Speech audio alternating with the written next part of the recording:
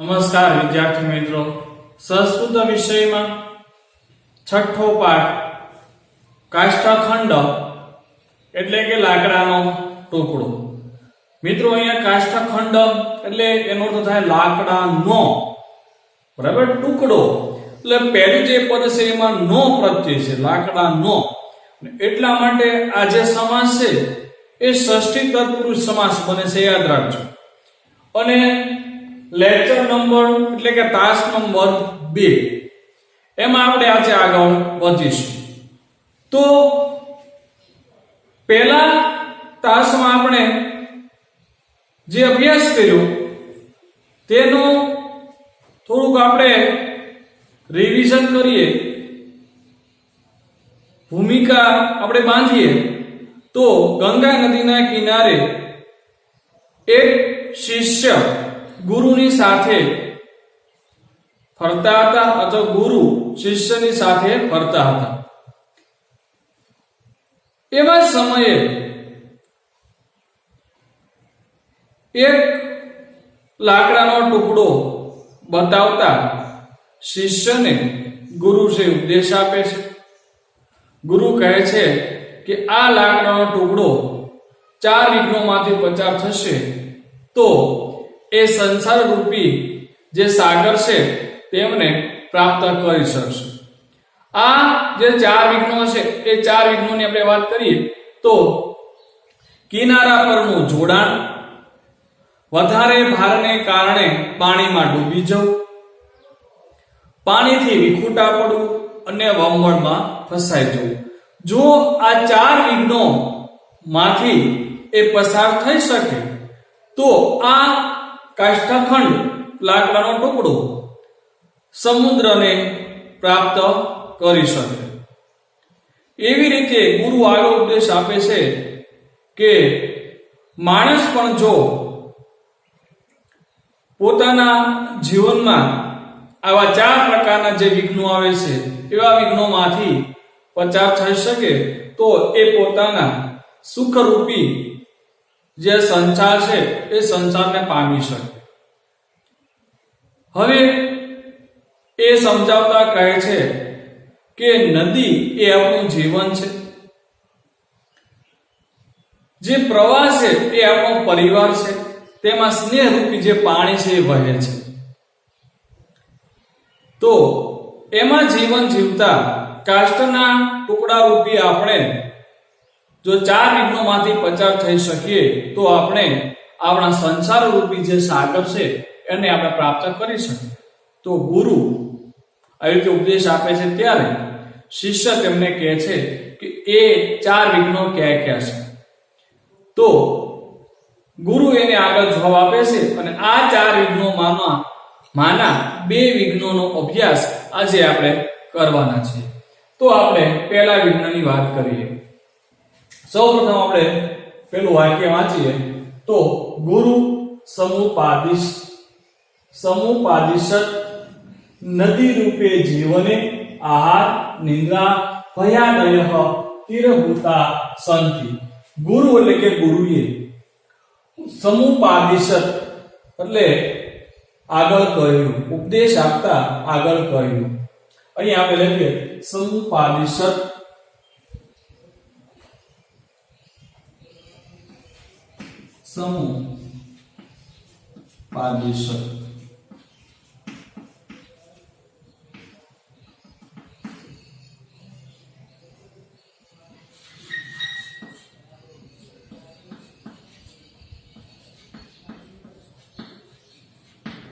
અથવા આગળ ઉપદેશ આપે છે.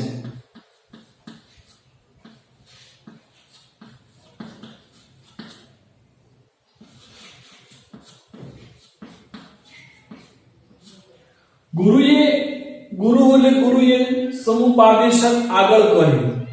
શું કહ્યું? નદી રૂપે જીવને, નદી રૂપે એટલે નદી રૂપી જીવને, જીવનમાં આહાર નિદ્રા ભયાદય એટલે આહાર નિદ્રા ભય વગેરે ત્યાંમાં સમજૂતી પાડીએ તો ભય પ્લસ આદય. આદય એટલે શું થશે? આદય એટલે વગેરે. તીરભૂતા એટલે તીર રૂપી,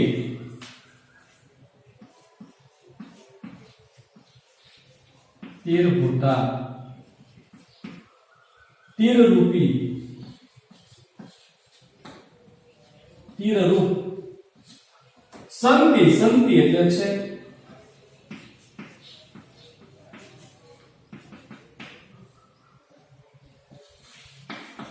ગુરુ આગળ કહે છે નદી રૂપી જીવનમાં આહાર નિંદ્રા ભય વગેરે તીર રૂપ છે. તીર એટલે ભાઈ કિનારો થાય, બરાબર? વગેરે તીર રૂપ છે, કિનારા રૂપી છે. તીરેષુ સંલગ્નતા નામ આહાર નિંદ્રા ભયાદિ નામ સેવને સતતમ પ્રવૃત્તિ. તો તીરેષુ કઈ વિભક્તિ આવશે? તીરેષુ એટલે સપ્તમી વિભક્તિ બહુવચન. તીરેષુ એટલે કે કિનારાઓમાં, કિનારાઓમાં અથવા કિનારા પરનું આવેલું છે. કિનારા પરનું સંલગ્નતા એટલે જોડાણ, કિનારા પરનું જોડાણ. એટલે નામનો અર્થ આપણે એટલે એવા અર્થમાં લેશું તો તીરેષુ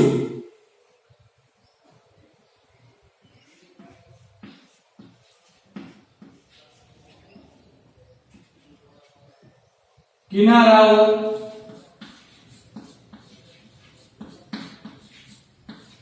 પરનું સંલગ્નતાના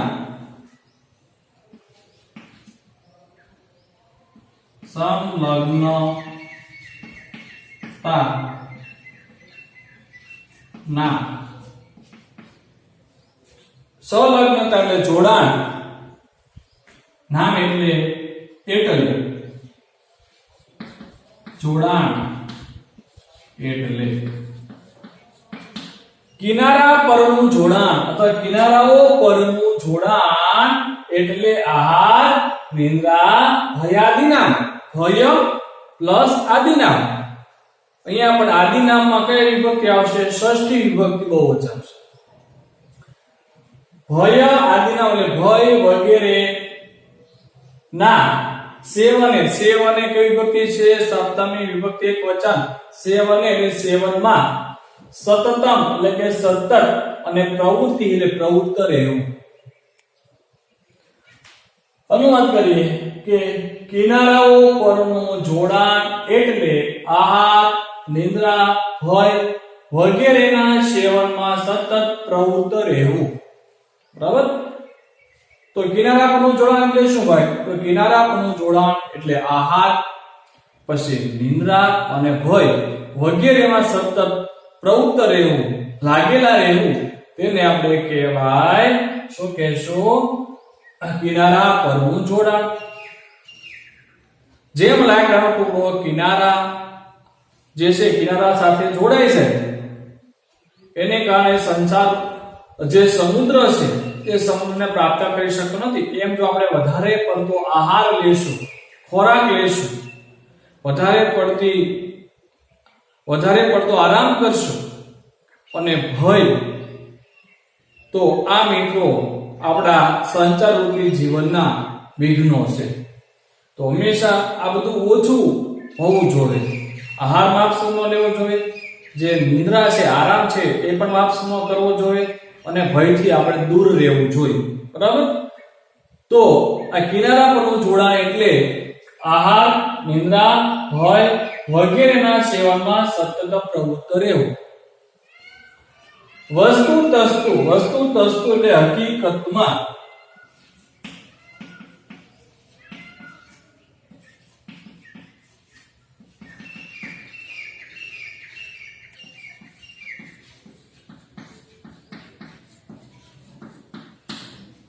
વસ્તુતસ્તુ આહારાદયઃ સેવનીયઃ ભવન્તિ.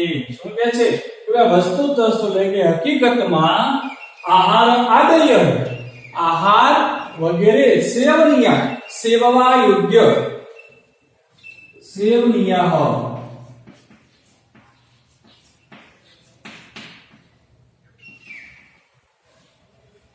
સેવવા યોગ્ય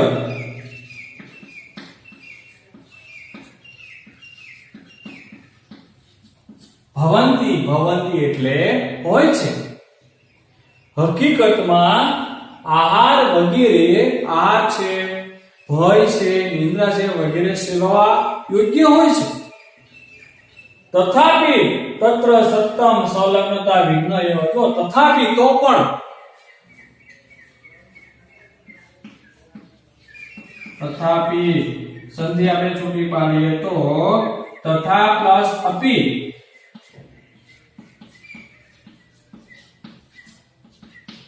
તો પણ તત્ર તત્ર એટલે તેમાં સતતમ એટલે સતત સંલગ્નતા લાગેલા રહેવું. બીજા અર્થમાં આપણે લઈએ ભાઈ, એક તો સંલગ્નતા એટલે જોડાણ એવું થાય અને બીજા અર્થમાં આપણે એનો અર્થ લે શું લાગેલા રહેવું.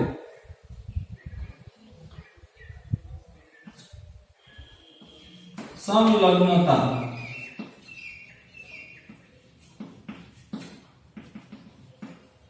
લાગેલા રહેવું.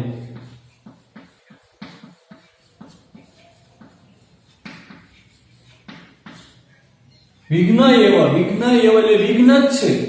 શું કહે છે કે તો પણ તેમાં સતત લાગેલા રહેવું સતત જોડાયેલા રહેવું એ વિઘ્ન જ છે. એટલે વધારે પડતું એની અંદર આપણે લાગેલા રહેવું જોઈએ નહીં. આ બધું માપસરનું હોવું જોઈએ, બરાબર ને. જો આપણે એમાં લાગેલા રહેશું સતત એની અંદર જોડાયેલા રહેશું તો મિત્રો આપણે સંસાર રૂપી સાગરને પ્રાપ્ત કરી શકશું નહીં, એને આપણે પામી શકશું નહીં, બરાબર. આહાર નિંદ્રા ભયાદિષુ સત્તમ પ્રવૃત્તિ રૂપઃ વિઘ્નઃ ભવતિ ચેત કાષ્ઠખંડા રૂપા ભયમ સુખ રૂપમ સમુદ્રમ પ્રાપ્તું ન શક્નુમઃ. આહાર એટલે આહાર, નિદ્રા એટલે નિદ્રા, ભયાદિષુ ભય વગેરેઓમાં, સતતમ એટલે સતત, પ્રવૃત્તિ રૂપઃ પ્રવૃત્ત રહેવું વગેરેમાં સતત પ્રવૃત્ત રહેવું. જો ચેત ચેત એટલે જોકે, વિઘ્ન એટલે વિઘ્ન, ભવતી એટલે કે હોય છે અથવા બને છે. અહીં આપણે હોય છે લેશું કે ભાઈ આહાર નિંદ્રા ભય વગેરેમાં સતત પ્રવૃત્ત રહેવું.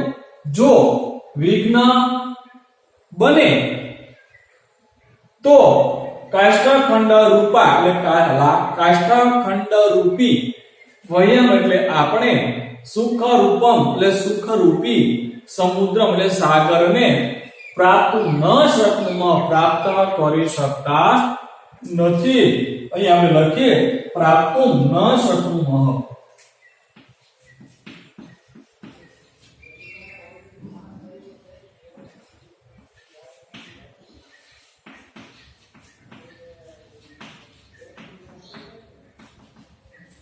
પ્રાપ્ત કરી શકતા નથી.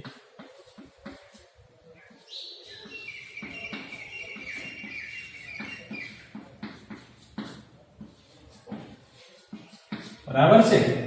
હવે આપણે પહેલા જે પેરેગ્રાફ છે, પહેલું જે વિઘ્ન છે એનું આપણે અનુવાદ કરીએ વિદ્યાર્થી મિત્રો. આ વિઘ્નોથી આપણે દૂર રહેવાનું છે, બરાબર છે. તો ગુરુ આગળ ઉપદેશ આપે છે અથવા તો ગુરુ આગળ કહે છે, નદી રૂપી જીવનમાં આહાર નિંદ્રા ભય વગેરે તીર રૂપી છે. કિનારા પરનું જોડાણ એટલે આહાર નિંદ્રા ભય વગેરેના સેવનમાં સતત પ્રવૃત્ત રહેવું. હકીકતમાં આહાર વગેરે સેવા યોગ્ય હોય છે તો પણ તેમાં સતત લાગેલા રહેવું વિઘ્ન જ છે. એવ એટલે કે જ વિઘ્ન જ છે. આહાર, નિંદ્રા, ભય વગેરે વગેરેમાં અથવા વગેરેઓમાં સતત પ્રવૃત્ત રહેવું. જો વિઘ્ન ન બને, વિઘ્ન ન હોય તો કાષ્ઠખંડ રૂપી આપણે સંસાર રૂપી સમુદ્રને પ્રાપ્ત કરી શકતા નથી. પણ મિત્રો અહીંયા એક થોડી ભૂલ છે, બરાબર છે. અહીંથી આપણે લઈએ આહાર, નિંદ્રા, ભય વગેરે માં સતત પ્રવૃત્ત રહેવું વિઘ્ન હોય છે. જો કાષ્ઠખંડ રૂપી આપણે સુખ રૂપી સમુદ્રને પ્રાપ્ત કરી શકતા નથી. જો આની અંદર આપણે લાગેલા રહેશું ભાઈ, આહાર, નિંદ્રા, ભય વગેરે માં સતત પ્રવૃત્ત રહેવું, જો વિઘ્ન હોય, વિઘ્ન બને તો કાષ્ઠખંડ રૂપી આપણે સંસાર રૂપી સાગરમાં પહોંચી શકતા નથી, બરાબર, અથવા પ્રાપ્ત કરી શકતા નથી.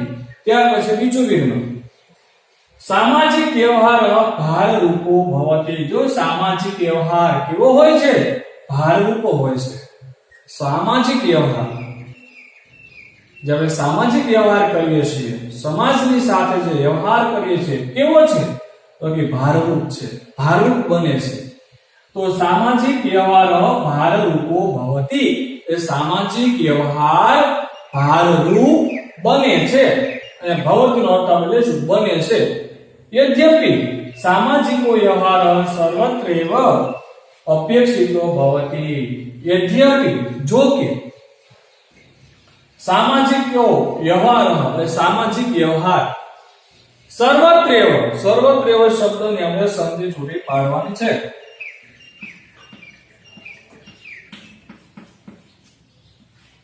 તો સર્વત્ર પ્લસ એવ, સર્વત્ર એટલે બધી, એવ એટલે કે જ, બધે જ, અપેક્ષિતો ભવતી એટલે કે અપેક્ષા રખાય છે. શું કહે છે? જો કે સામાજિક વ્યવહારની બધે જ અપેક્ષા રખાય છે,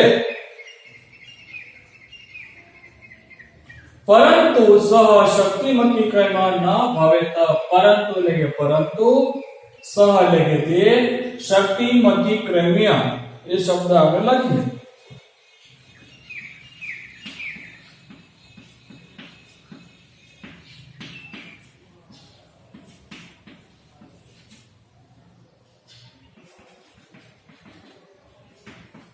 શક્તિનું અતિક્રમણ કરીને, શક્તિનું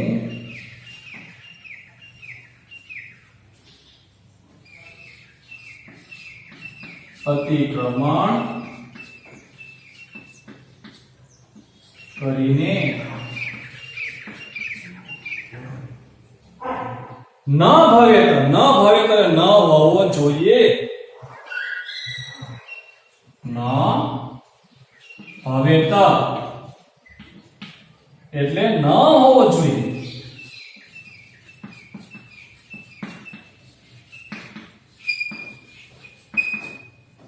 મિત્રો સામાજિક જે વ્યવહાર છે એ સામાજિક વ્યવહાર શક્તિનું અતિક્રમણ કરીને ન હોવો જોઈએ. એટલે આપણે જેટલી શક્તિ હોય એટલો જ આપણો સામાજિક વ્યવહાર આપણે કરવો જોઈએ. વધારે પડતો સામાજિક વ્યવહાર કરવો જોઈએ નહીં.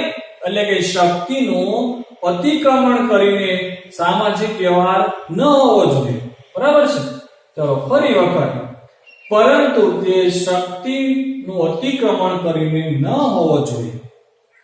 એ જનઃ સ્વકીય શક્તિમતી ક્રમ્ય સામાજિક વ્યવહારમાં કુર્વન્તિ તે અતિભારત્વાત નિમજ્જિતઃ જનઃ સુખમયં સંસાર સમુદ્રમ પ્રાપ્તુમ ન શક્નોતિ. એ એટલે કે જે, જનઃ એટલે લોકો, જે લોકો, સ્વકીય એટલે કે પોતાની, શક્તિમતી ક્રમ્ય શક્તિનું અતિક્રમણ કરીને સામાજિક વ્યવહારાન કુર્વંતિ. સામાજિક એટલે કે સામાજિક, વ્યવહારાન એટલે કે વ્યવહાર, કુર્વંતિ એટલે કે કરે છે. કે જે માણસ પોતાની શક્તિનું અતિક્રમણ કરીને સામાજિક વ્યવહાર કરે છે તે અતિ ભારત્વાત, અતિશય ભારને કારણે નિમજિત એટલે કે ડૂબી જાય છે. બરાબર, અહીંયા આપણે લખીએ નિમજ્જત,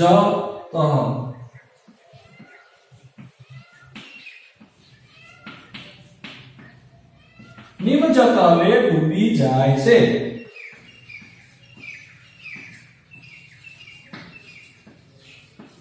કેવો માણસ ડૂબી જાય? કે જે માણસ પોતાની શક્તિનું અતિક્રમણ કરીને સામાજિક વ્યવહાર કરે છે તે માણસ, બરાબર છે, અતિશય ભારને કારણે ડૂબી જાય છે. અતિ ભારને કારણે ડૂબી જાય છે. ફરી વખત આપણે આ શબ્દ લઈશું. નિમજ્જત જનઃ સુખમય સંસાર સમુદ્રમ પ્રાપ્તુ ન શક્નોતિ. નિમજ્જત એટલે કે ડૂબેલો, જન એટલે કે માણસ, સુખમય એટલે કે સુખમય, સુખમય સંસાર સમુદ્રમ એટલે સુખમય સંસાર રૂપી સમુદ્રને પ્રાપ્તુ ન શક્નોતિ એટલે કે પામી શકતો નથી. અહીંયા આપણે લખશું પ્રાપ્તુ ન શક્નોતિ. પ્રાપ્તુ ન શક્નોતિ એનો અર્થ થાય પામી શકતો નથી.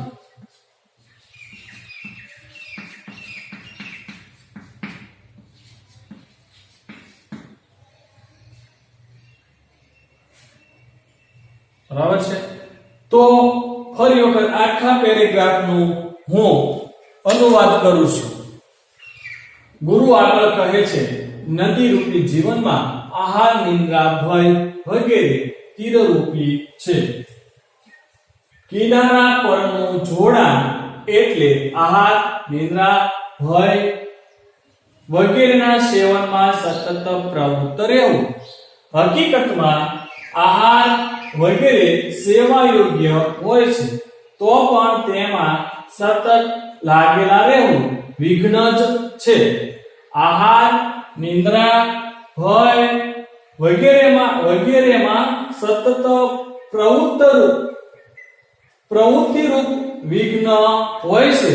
જો કે કાષ્ઠખંડ રૂપી આપણે સુખ રૂપી સમુદ્રમાં પહોંચી શકતા નથી અથવા પ્રાપ્ત કરી શકતા નથી. સામાજિક વ્યવહાર ભારરૂપ બને છે. જો કે સામાજિક વ્યવહારની બધે જ અપેક્ષા રખાય છે, પરંતુ તે શક્તિનું અતિક્રમણ કરીને ન હોવો જોઈએ. જે લોકો પોતાની શક્તિનું અતિક્રમણ કરીને સામાજિક વ્યવહાર કરે છે તે અતિ ભારને કારણે ડૂબી જાય છે. ડૂબેલો માણસ સુખમયમ એટલે સુખપૂર્ણ સંસાર સમુદ્રને પામી શકતો નથી. પ્રાપ્ત ન શકતો એટલે પામી શકતો નથી. બરાબર છે. તો ફરી વખત આપણે છેલ્લો પેરેગ્રાફ, સામાજિક વ્યવહાર ભારરૂપ હોય છે, બને છે. જો કે સામાજિક વ્યવહારની બધે જ અપેક્ષા રખાય છે, પરંતુ તે શક્તિનું અતિક્રમણ કરીને ન હોવો જોઈએ. જે લોકો પોતાની શક્તિનું અતિક્રમણ કરીને સામાજિક વ્યવહાર કરે છે તે અતિ ભારને કારણે ડૂબી જાય છે. ડૂબેલો માણસ સુખપૂર્ણ સંસાર સમુદ્રને પામી શકતો નથી. બરાબર છે.